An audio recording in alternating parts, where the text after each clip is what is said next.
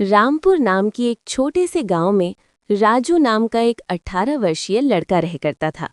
राजू अनाथ था। उसकी माँ उसे जन्म देते ही चल बसी और उसके पिताजी उसे पालने की एकमात्र सहारा थे। जब राजू 8 साल का था तब उसके पिता कुछ काम से जंगल गए और फिर कभी लौट के नहीं आए। उसके बाद राजू पूरी तरह से अकेला हो गया। राजू गांव की एक टूटी फूटी झोपड़ी में रहता था। उसके घर के पास ही गांव का सरपंच और उसकी पत्नी रहती थीं। उनकी कोई संतान नहीं थी, इसलिए राजू के माता पिता के गुजर जाने के बाद उन्होंने ही राजू को पाला। ये लो राजू बेटा, खाना खा लो और अगर कम पड़े तो मुझसे आकर ले लेना। अरे मौसी, मैं कब तक आप पर बोझ बनकर बैठा रहूं? अब तो मुझे शर्म आती है। अरे बेटा, ये तुम कैसी बातें कर रहे हो? अगर तुम हमारे अपने बच्चे नहीं तो इसका मतलब थोड़ी ना है कि तुम हम पर कोई बोझ हो। आगे से ऐसी बात मत करना, चुपचाप ये खाना खाओ।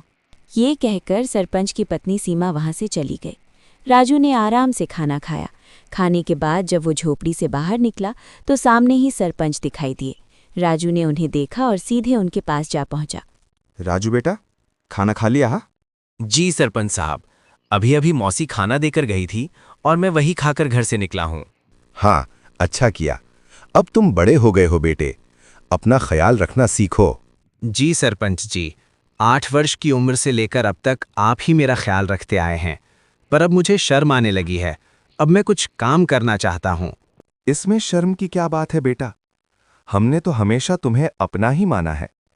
लेकिन अगर तुम्हारा मन फिर भी कुछ करने का है तो सुनो, गांव के पास वो वाला जंगल अब पहले जैसा खतरनाक नहीं रहा। चाहे तो वहां जाकर लकड़ियां काटो या शहद इकट्ठा कर सकते हो।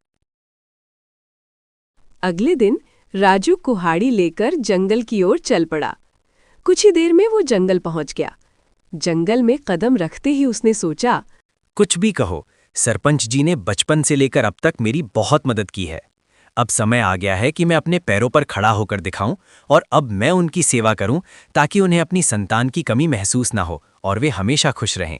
अभी राजू ये सोच ही रहा था कि अचानक उसकी नज़र एक कोयल पर पड़ी जो उसे बड़े ध्यान से देख रही थी। अरे, ये कोयल मुझे इतनी गौर से क्यों देख रही है? इसका आकार तो कोयलों से बड़ा है और देखने में भी ये कुछ डरावनी लग रही है। राजू ने अभी इतना ही कहा था कि तभी कोयल उड़ती हुई उसके पास आ गई और इंसानी आवाज में बोली, मैं तुम्हें भली भांति पहचानती हो। तुम्हारा नाम राजू है और तुम मोहन के बेटे हो। कोयल को बोलते हुए देखकर राजू बहुत डर गया और बोला, यहाँ कैसे मुमकिन है?